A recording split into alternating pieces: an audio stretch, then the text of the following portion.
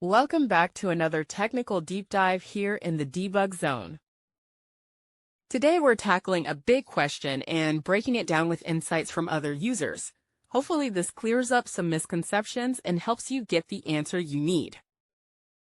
So buckle up, stay a little curious, and let's jump right in.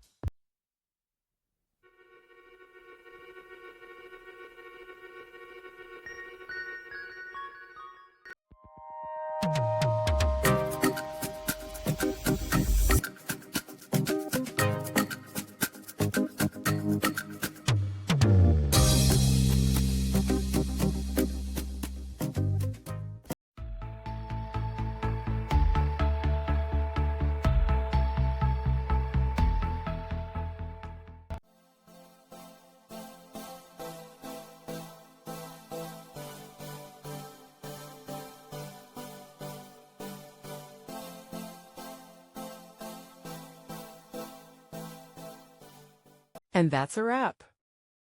I hope you found the answer you were looking for. If you did, take a second to hit that subscribe button. It really helps out. And let me know in the comments which solution worked best for you. See you next time in the debug zone.